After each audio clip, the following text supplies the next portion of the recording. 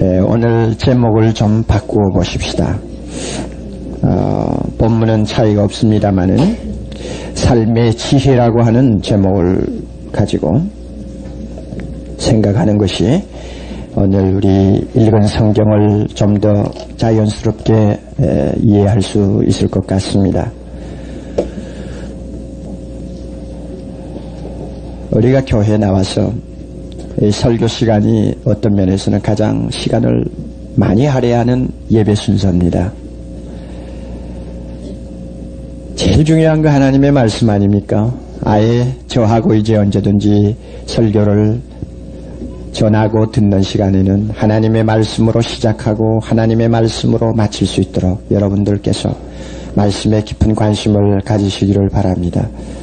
이 야고보서를 읽으면 좀 내용이 체계가 좀 부족하다 하는 생각을 어떤 경우는 하게 됩니다. 다시 말하면 로마서와 같이 어떤 주제를 뚜렷하게 가지고 이렇게 1장부터 마지막까지 흐르는 것이 아니고 그때 가다가 주제가 자꾸 바뀌면서 다양하게 우리에게 말씀해 주시는 성경인가 보다 이렇게 우리가 느끼게 됩니다. 그렇게 해서 본문을 보면 간단할 것 같은데 1장 2절부터 15절까지 내용을 검토를 하면 조금 당황하게 되는 것이 있어요. 이것이 이제 제가 설교를 준비하면서 한동안 진통을 한 부분인데요. 지난주에 우리가 생각한 것처럼 처음에 시험 문제를 다룹니다. 그 다음에 지혜 문제가 나옵니다. 그 다음에 나가서 또 시험 문제가 나옵니다. 그렇다면 이건 무엇이 관계가 있게 이렇게 진행이 되는 것이 아닌가. 만약에 마지막에 지혜가 나오지를 않는다면은 처음에 시험 문제를 다루었으니까 그 다음에는 지혜 문제를 다루는가 보다 이렇게 생각하고 우리가 본문을 검토해 나가면 됩니다. 그런데 양쪽에 시험이라는 문제를 놓고 가운데 왜 지혜가 들어가느냐 하는 이야기입니다. 참 이런 문제를 앞에 놓고 우리가 성경을 읽을 때는 참 답답하게 느껴질 때가 많습니다. 아직도 하나님의 말씀에 대해서는 너무나 거리가 멀구나 하는 것을 자주 느낍니다. 참 어쩌게 새벽 1시까지 제가 설교를 어느 정도 마무리할 때까지 진통한 문제가 결국은 나 자신으로 하여금 얼마나 하나님의 말씀에 대해서 눈이 어두운 목사냐 아직도 멀었구나 하는 것을 자주 절감하게 됩니다. 여러분 생각에는 목사가 성경을 굉장히 다 알고 있는 것처럼 느끼죠? 옥 목사는 창세기부터 요한계시록까지 아마 3분의 1은 외울 거야. 아마 그렇게 생각하실지도 모릅니다. 그렇게 생각해 주시면 참 고맙겠는데 부담스러워요. 며칠 전에 어떤 권사님이 저를 보고 제 설교 테이프를 계속 들으시는 영락교회 권사님이 저보고 목사님은 성경을 다 알고 계시죠? 가장 화나시죠? 그래요. 그래서 제가 씩 웃으면서 대답을 못했습니다. 화나기는 뭘 화내? 겨우 눈앞에만 보고 지금 절절 매는 판인데. 그런데 이제 오늘 우리가 같이 저하고 이 문제를 한번 생각해 봅시다. 참 재미있어요. 왜 시험으로 끝나는 본문 가운데 지혜가 들어갔느냐? 왜 그 지혜를 하나님 앞에 특별히 구하라고 했느냐? 이것을 좀 풀면 우리가 이 본문을 좀 다루는데 상당히 용이하다고 생각합니다.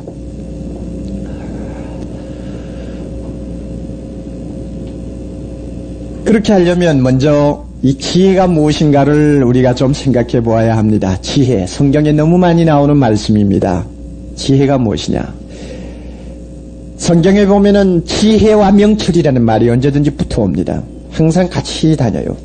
그리고 어떤 때는 지혜 대신에 명철이 사용되기도 하고 명철 대신에 지혜가 사용되기도 합니다. 그러면 이것이 무엇이냐?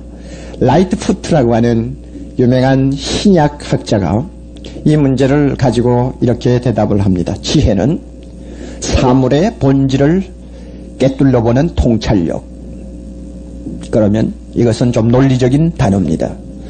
명철은 사물의 본질을 꿰뚫어본 사람이 그 다음에 거기에 대해서 어떻게 대처하고 행동할 것이냐를 결정하는 능력. 이것은 실제적인 것입니다. 그렇다면은 지혜가 무엇이냐, 명철이 무엇이냐, 이 두 단어를 같이 놓고 볼 때에 우리는 이렇게 정의할 수 있습니다. 진리를 실제 생활에 바로 적용하는 능력이라고 볼 수 있습니다. 이것이 지혜입니다.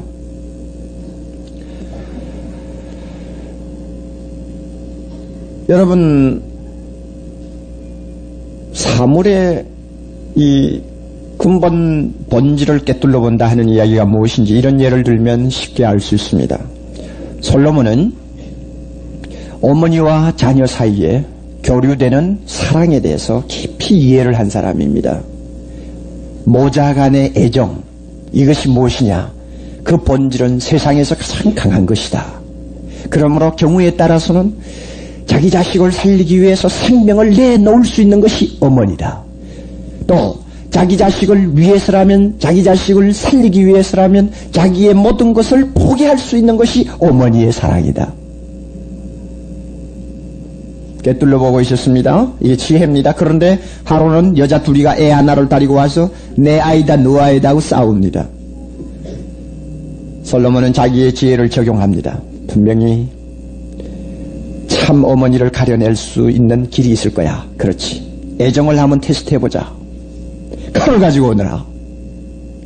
이 아이를 둘로 나누어 갈라주어. 이럴 때 진짜 어머니가 나타났습니다. 제발 아이를 살려주세요. 이 아이 내가 가지지 않아도 좋아요. 이 아이 생명 살려주세요. 참 어머니가 나타난 것이죠. 이렇게 사물의 본질을 꿰뚫러 보고 그것을 바로 적용할 수 있는 능력, 이것이 지혜와 명철이라는 것입니다.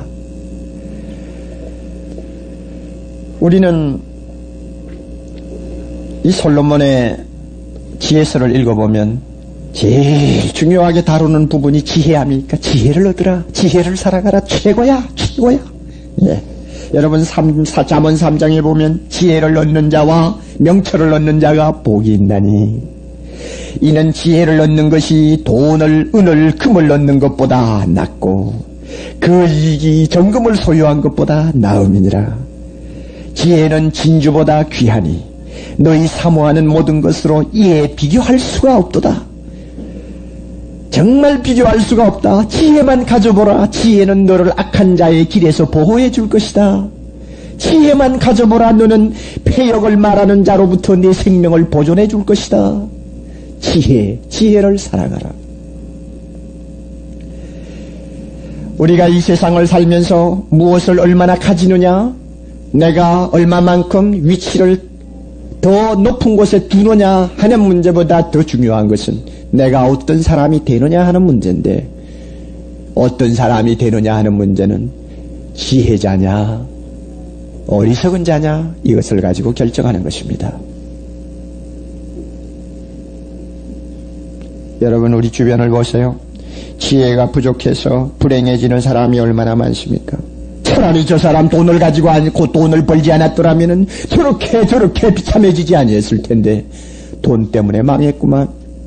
차라리 저 사람 저 지위에 오르지 않았더랬으면 참 많은 사람에게 칭찬과 존경을 받을 수 있는 인격을 그대로 유지했을 텐데 저 지위 때문에 저 사람 저렇게 불행하게 되었구만.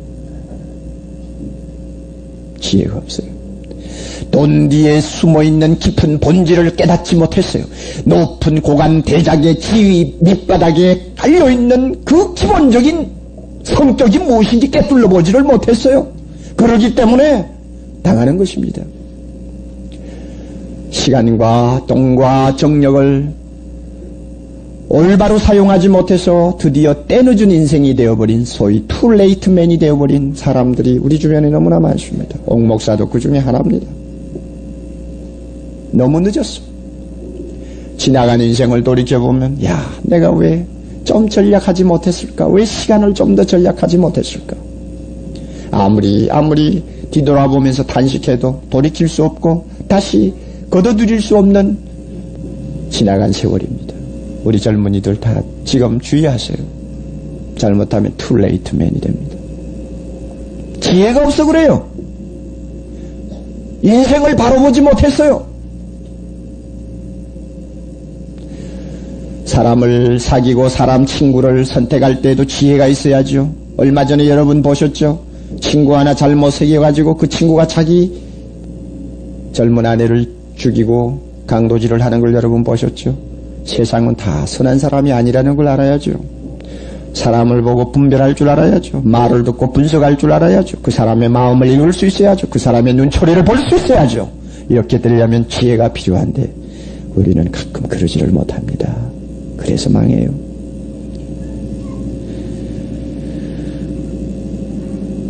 이 세상에서 가장 최고의 지혜는 인생이 무엇이냐? 인생 밑바닥을 꿰뚫어 보는 것이요.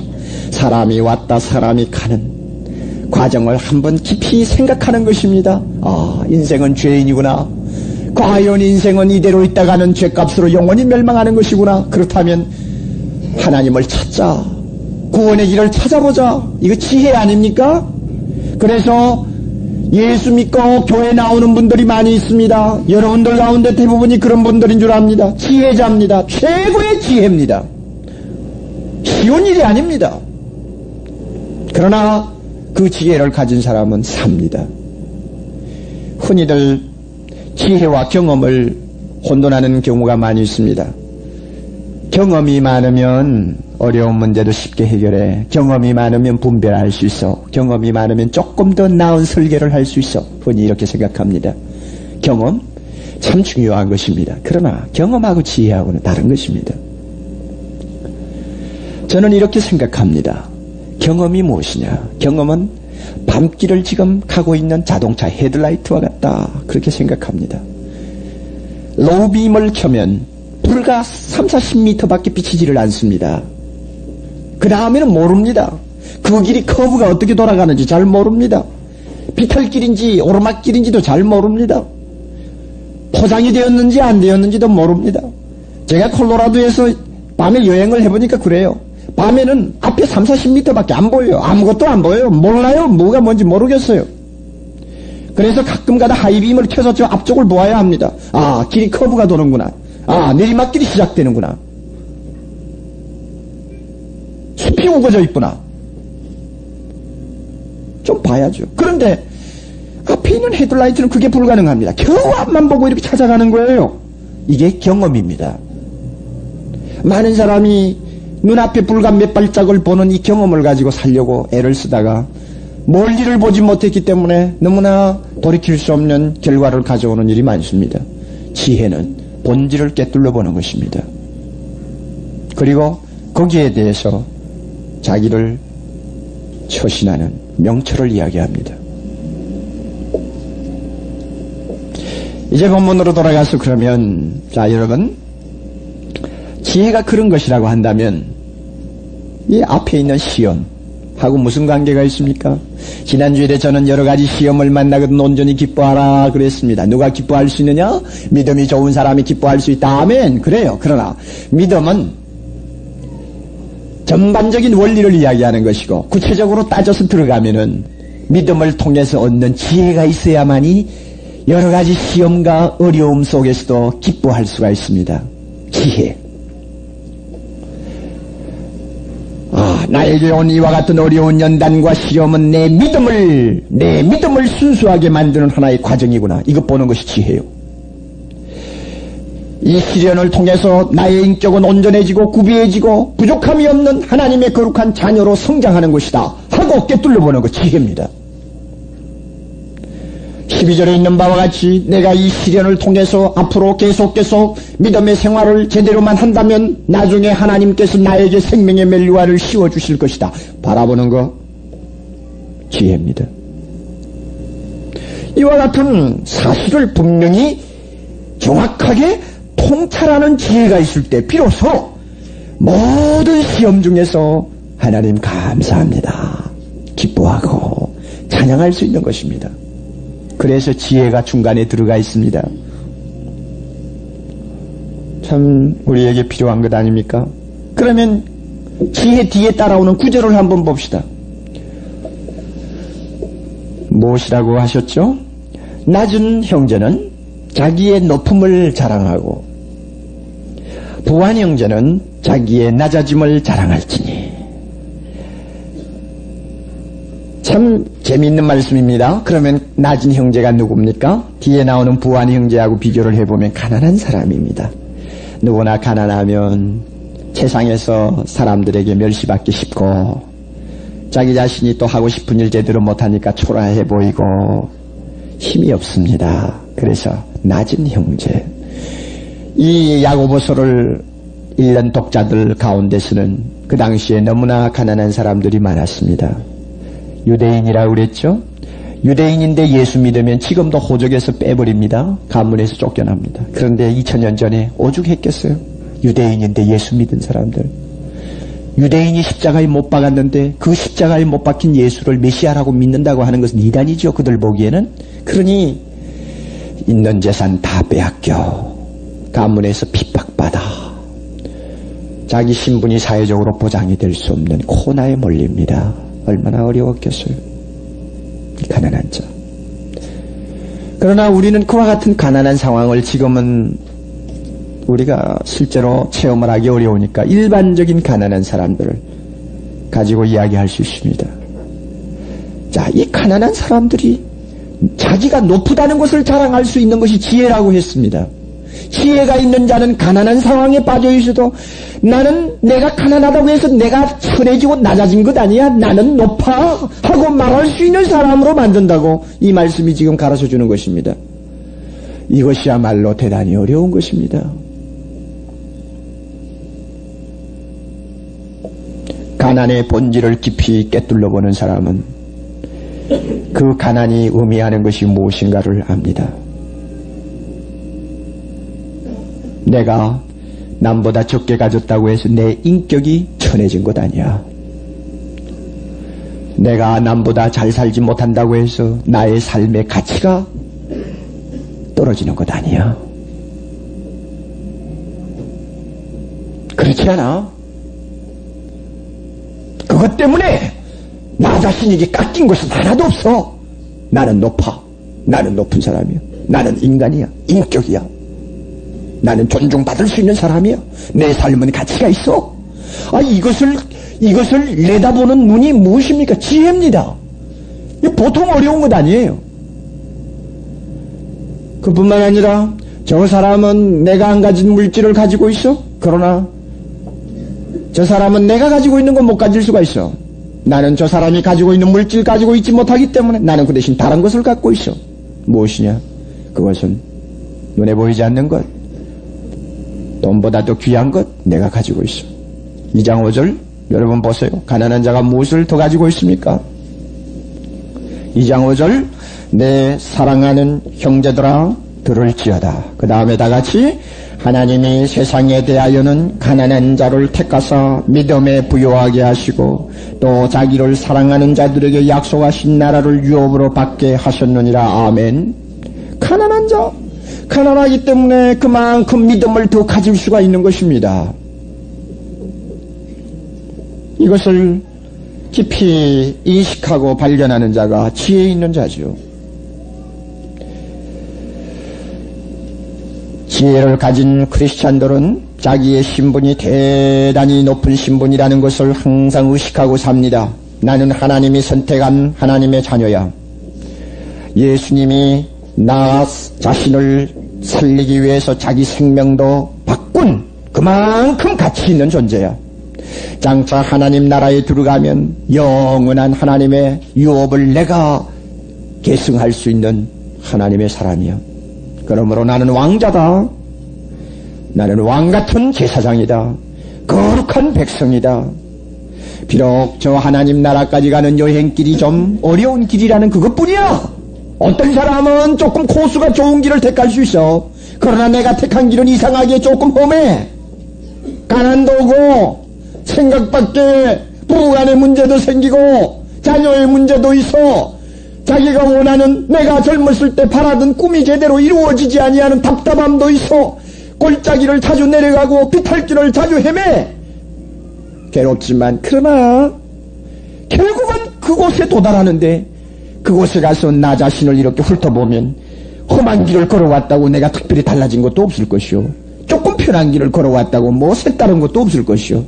똑같은 하나님의 자녀로 나는 하나님 나라 들어가는 사람이요.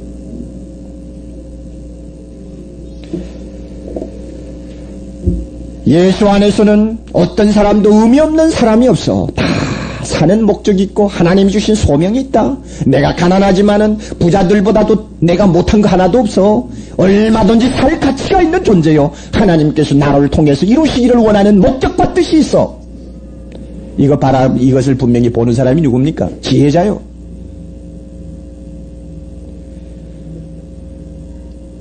제가 이야기한 어떤 할머니 아시죠? 다리가 아파서 일어나지를 못하는 70대 할머니입니다만은 저를 만났을 때 항상 기쁘게 이야기합니다. 나는 기독교 방송을 통해서 다 듣고 있어.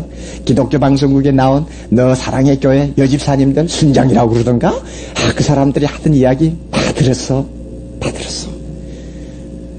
이러면서 기독교 방송을 통해 들으면 또 극동 방송을 통해 들으면 어느 선교지에 어떤 선교사가 파송되고 뭐 하면은 날마다 안진뱅이 할머니 앉아서 기도합니다. 하나님 저 떠나는 선교사에게 축복해 주시고 하나님 아버지여 공산치에 있는 사람들 지켜주시고 우리나라 대통령 보호해 주시고 주여 사랑의 교회 옥목사 주께서 강하게 붙들어 주시고 뭐 누구 알아나 주나 뭐 어디 알아나 주지도 않는데 자기 혼자 열심히 엎드려서 기도합니다. 삶의 가치가 무엇인가를 압니다. 하나님이 왜 자기를 살려두셨는지를 아는 사람이요. 그와 같은 사람은 꿰뚫러 보는 사람입니다. 지혜.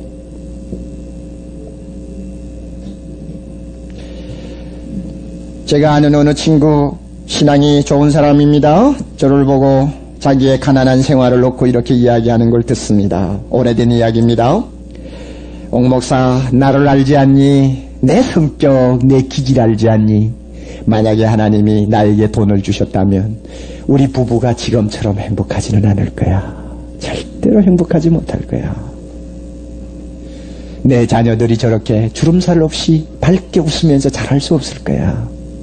하나님이 잘 아시지. 그러기 때문에 하나님이 나에게 돈을 주시지 않았어. 나는 당장 내 직장이 떨어지면 내일 모레 어떻게 살지 전혀 대책이 되어 있는 사람이 아니요. 노후에 내가 어떻게 살게 될지 전혀 막연한 사람이지만 그러나 너무 막연하니까 그 대신 내일 문제는 하나님에게 전적으로 맡길 수 있는 믿음이 생겼어. 나는 이것을 감사해. 나는 지금의 그저 빠듯한 이 생활 나는 감사해. 여러분 지혜자가 아닙니까? 이런 사람이 자기는 낮아진 위치지만은 그러나 내 자기의 높음을 자랑하는 지혜자입니다. 내 가난이 나를 떨어뜨릴 수가 없으며 나로 하여금 남보다도 못한 인간을 만들지 못한다고 자랑할 수 있는 지혜자. 이것이 오늘 우리가 인생을 사는 데 얼마나 중요합니까? 여러분 그와 같은 삶을 살고 있습니까? 제가 생각할 때 여러분이 부자인지 가난한지 잘 모르겠어요. 뭐 대동소이 하실 겁니다. 그러나 뭐 우리 다 같이 그렇게 부자라고 하는 사람 없습니다. 다 그저 그날 빠듯하게 살아가는 사람들이요. 그러나 그 속에서 여러분 그 생활의 의미를 한번 꿰뚫려 보세요. 그 생활의 기반 바탕을 한번 잘 보세요. 그 속에서 감사할 수 있고 그 속에서 자신을 가질 수 있고 긍지와 웃음을 띠고 사람들 앞에 나타날 수 있는 무엇이 들어있습니다.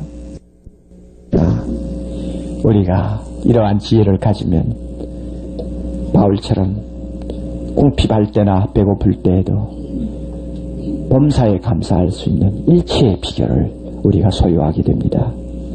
가난한 자는 자기 높은 것을 자랑하라. 부자는 어떻게 하라고 그랬어요? 부한 형제는 자기의 낮아짐을 자랑하라. 참 재미있는 말씀이에요. 예수 잘 믿는 부자들을 보면요. 아이고 뭐 사람들이 와서 집 좋네요. 아이고 참 행복하시겠어요. 이렇게 하면 아니요 그런 말씀 하지 마세요. 돈 좀 있다고 해서 내가 뭐 다른 사람보다도 뭐 낫나요? 내가 뭐 높아진 것이 있나요? 똑같이 하루 세끼 먹는 하루살이 인간인데요. 아무것도 다른 거 없어요. 차라리 내가 부자이기 때문에 다른 사람보다 죄가 더 많은지도 몰라요. 나 죄인 중에 개수입니다. 나는 가난한 자하고 전혀 다른 거 없어요. 이렇게 말하는 사람들이 가끔 있어요. 참 지혜자입니다. 부요 뒤에 감추어져 있는 깊은 위험성을 너무나 빗둘러 보고 있는 지혜자입니다. 그래서 미리 대처하는 것이에요.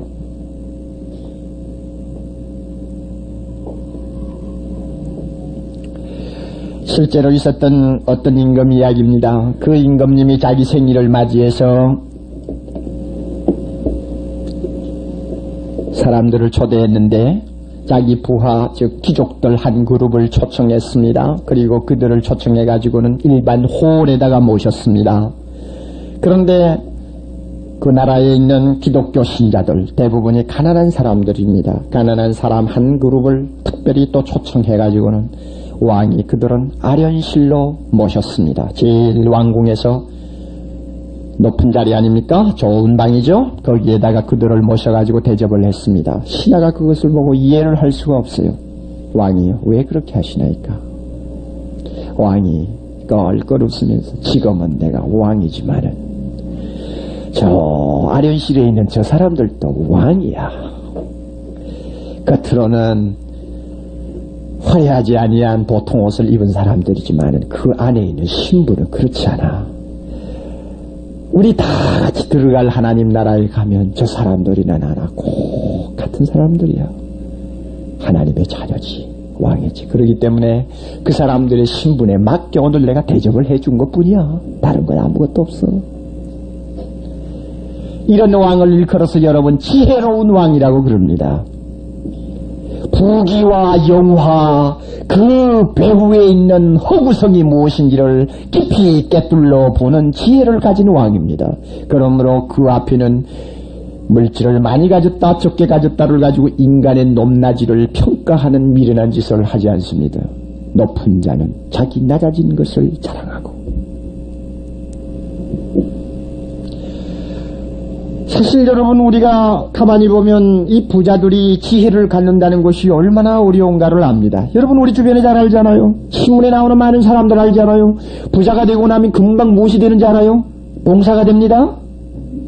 아무것도 못 봐요. 오직 노란 거 하나밖에 못 봅니다. 다른 거는 다 못 봅니다. 봉사가 돼버립니다. 여러분 부자 되는 사람 보세요. 그 사람들이 돈의 노예가 되는 것은 시간 문제입니다. 아침부터 저녁까지 많이 합니다. 요사이는 조금 차원이 높아져서 달라 합니다. 우리 다 그렇잖아요? 자기도 모르게 돈의 노예가 되어버립니다. 불쌍한 인간이 되어요. 인간의 근본적인 가치를 다 망각해버리고 자기 자신이 정욕의 노예가 되며 그 다음에는 세상적인 향락에 자기 아름다운 한 번밖에 없는 인생을 송두리째 그냥 던져버립니다. 그래서 현대 문명을 비판하는 T.S. 엘리오트 같은 시인은 현대이와 같이 이 돈에 미쳐서 돈도 나는 인간을 놓고 하는 말이 텅 빈 인간이라고 표현했습니다. 콜린 윌슨 같은 현대문명 비판가는 허수아비 인간이라고 했습니다. 아름다운 부인을 가지고 입에 맞는 먹을 음식을 많이 가지고 술을 가지면은 그 다음에는 행복이 찾아온다고 믿는 그야말로 쓰레기 같은 인간. 멋진 자동차를 사고 푹신거리는 침대에 주말 되면은 스릴 있는 프로그램을 가지고 즐기는 것 그거 이상 생각하고 싶어 하지 아니하는 기계의 부속품 같은 인간들.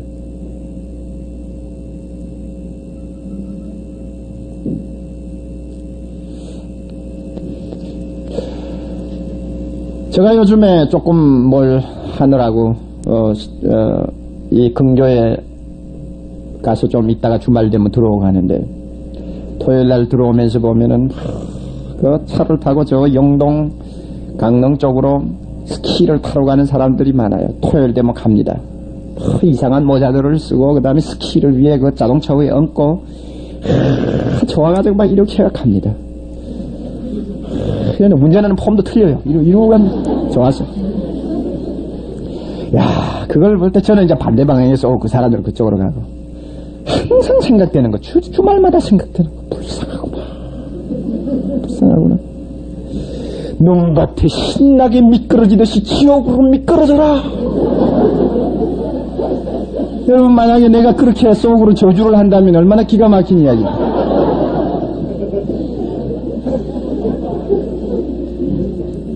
너 스키 타다가 쓰러지지? 너 하면 쓰러져야 돼요. 그리고 지혜를 얻어야 돼요. 인간에게 더 중요한 것 있어. 그래서 어제는 어떤 친구가 같이 좀 타자고 그래서 태워주고 전도하려고 태워가지고 와서 이제 슬슬 오면서 서서 이제 전도할 수 있는 무드를 잡아가는데 갑자기 내린다고 그래요. 그래서 할 수 없어. 그러냐 그러면 꼭 앞으로 예수 믿으라고 한마디 해놓고 내리는데 고속도로 티켓을 두고 가버렸네요. 모르고 소리 지고 있다 가지고 가버린 거예요. 얼마나 나중에 홍역을 치렀는지. 자, 이런 이야기를 가만히 보면요, 참 인생에게 지혜를 가르친다는 것이 참 힘들다 하는 걸 자주 느낍니다. 특히 잘 사는 사람들, 생각이 전부 엉뚱한 데 가 있으니 그들이 지혜로워진다는 것이야말로 정말 어려운 일이에요. 그러므로 우리는 깊이 생각해야 합니다. 지혜를 부자가 얻는 방법, 야고보가 지금 한 가지 이야기합니다. 여러분 거기 보면 10절의 부한 형제는 자기의 낮아짐을 자랑할지니 이는 왜냐하면 풀의 꽃과 같이 지나감이라. 해가 뜨고 뜨거운 바람이 불어 풀을 말리우면 꽃이 떨어져 그 모양의 아름다움이 없어지나니 부한 자도 그 행하는 일에 이와 같이 쇠잔하리라. 부자일수록 그 마음은 날마다 초상집에 가 있어야 된다는 이야기입니다. 이것이 지혜를 배우는 길이라는 것입니다. 여기 보면은 좀 과장된 이야기 같지만은 뜨거운 바람이 불어서 금방 풀과 꽃이 시들어진다 하는 말이 굉장히 우리나라에서는 이해가 안 되는 말입니다만은 유대나라와 같은 좀 그런 열대성을 갖고 있는 지역에서는 낮에 갑자기 소나기가 떨어져 습기가 많아지면은 그 짧은 기간에 풀이 돋고 꽃이 피는 경우들이 많이 있다고 합니다. 그러다가 조금 후에 남동풍이 불어가지고 뜨거운 열기가 오면 금방 시들어져 버린다고 그래요. 그러니까 그 나라에서는 이것 경험적으로 알고 있는 이야기입니다. 절대 과장된 이야기가 아닙니다. 마찬가지로 인생 무엇입니까? 지난 주간에 저는 아름다운 자매 하나를 잃었습니다. 이제 30밖에 되지 아니하는 젊은 나이에 참 믿음도 좋고 아름다운 여인입니다. 그러나 여러분, 응급실에 가서 혼수 상태에 빠져있는 그 자매를 물끄러미 제가 쳐다보면서 아름다움이 뭐냐? 젊음이 뭐냐? 사람이 갖고 있다는 모든 것이 무슨 소용이 있느냐? 불러도 대답이 없어. 의사가 옷을 벗겨도 몰라. 아무것도 아니야. 그 부인이 든 관을 땅속에 조용히 내려서 흙을 한 삽 두 삽 던질 때 도대체 인생이라는 것이 무엇이냐? 이것을 깊이 알고 있는 부자라면 자기가 가지고 있는 것 가지고 교만할 수 없으며 거기에다가 자기 마음을 전적으로 의존하고 사는 어리석은 부자가 될 수는 없을 것입니다. 그러므로 하나님께서 끝을 보라 하는 것입니다. 여기 만약에 조금이라도 여러분의 재산이 넉넉해서 항상 마음이 거기 가서 있는 분, 나는 이 정도 있으니까 어려운 일이 있어도 뭐 괜찮을 거야 하고는 마치 그 모든 재산이 자기를 보장하고 자기 인생을 더 연장시킬 수 있는 것처럼 생각하는 여러분, 나는 이만큼 돈이 있으니까 병이 들어도 희귀한 병원은 안 갈 것이고 아주 인류 이서가 있는 병원을 갈 것이고 한국에서 안 되면 일본으로, 일본에서 안 되면 미국으로 가고 미국에서 안 되면 영국으로 간다. 만약에 이렇게 생각하고 태평스럽게 있는 분들 계시면 어리석은 부자야 하고 자기 스스로 한번 책망하시기를 바랍니다. 끝을 보세요. 아무것도 소용이 없습니다. 결국 아무것도 남는 게 없습니다. 부자는 자기의 낮아짐을 자랑할지니. 삶 낮아져서 인생을 깊이 관조할 수 있는 그와 같은 눈이 있다면 그 사람이야말로 부자가 되어도 괜찮죠. 왜 한국의 부자들이 다 그런 사람들만 될 수 있다면 다 부자가 되고 싶어요? 괜찮죠. 여러분, 마지막으로 이제 우리가 이와 같은 지혜를 얻으려면 어떻게 해야 되느냐? 먼저 예수 믿으시기를 바랍니다. 예수는 지혜 중에 지혜입니다. 여러분, 대한민국 교회 안에서 예수님을 마음에 모시고 예수님을 삶의 왕으로 모시고 그분을 따르며 배우며 순종하는 부자치고 자기가 가지고 있는 물질 때문에 남을 멸시하며 다른 사람을 탄압하고 착취하고 거짓말하는 사람이 있는가 보십시오. 만약에 예수 믿는다는 이름 가지고 그와 같은 일을 하는 사람이 있다면 그 사람을 교인이라고 그러지 마세요. 그 사람은 교회 다니는 사람이지 교인은 아닙니다. 예수를 마음에 모시고 사는 가난한 자들을 한번 찾아보세요. 그 생활을 밤낮 없이 불평하고 남자에게 바가지 긁는 여자가 있습니까? 아무도 없습니다. 남보다도 이웃집에 비교해서 집도 조그만하고 초라하고 여러 가지 면에서 뒤떨어지는 것 같아도 항상 얼굴은 밝고 찬송하고 감사하는 그 크리스찬들의 마음을 찾아가 보세요. 누가 그 안에 계십니까? 지혜 중에 지혜자이신 예수님이 그 마음에 계십니다. 여러분이 가운데서 인생에 대해서 환멸을 느끼고 교회라도 한번 가보자 하고 나온 분 계시면 여러분 지혜의 길을 택했습니다. 예수를 마음에 모시면 바울과 같이 배고프나 궁핍하나 부하나 천하나 어느 때나 모든 면에서 범사에 감사할 수 있는 기뻐할 수 있는 일체의 비결을 소유한 지혜자가 됩니다. 또 하나 어떻게 지혜를 가질 것이냐? 기도하라, 구하라 그랬어요. 여기 보니 5절에 지혜가 부족하면 모든 사람에게 후히 주시고 꾸짖지 아니하시는 하나님께 구하라 그랬죠. 참 감사한 말씀이에요. 여러분, 우리가 만약에 가난하다고 합시다. 남편이 지금 직업이 없어요. 부인이 날마다 새벽에 나와서 기도합니다. 하나님 아버지, 하나님 아버지 못 살겠어요 주여. 내 남편 좀 직업 좀 주세요. 하나님 영광 위해서 주세요. 합니다. 그러면 그 기도 가만히 들으면 아이고 얼마나 답답해서 저렇게 기도하겠나 그러지. 그런데 하나님이 고개를 설레설레 흔듭니다. 내가 아직 멀었구나. 좀 더 중요한 것이 있는데. 그럼 어떻게? 하나님 아버지, 내 남편 직업이 없어졌죠. 가난하죠. 지금 당장 돈이 급하고 어떻게 합니까? 그러나 하나님이 날 사랑하는 줄 알아요. 우리 가정 너무 사랑하는 줄 알아요. 그렇기 때문에 여기에는 반드시 이유가 있을 것입니다. 내 눈에 보이지 아니하는 어떤 보화, 이것이 지나가면 다시 얻을래야 얻을 수 없는 값진 것이 이 속에 들어있을지 모릅니다. 하나님 그렇지 않으세요?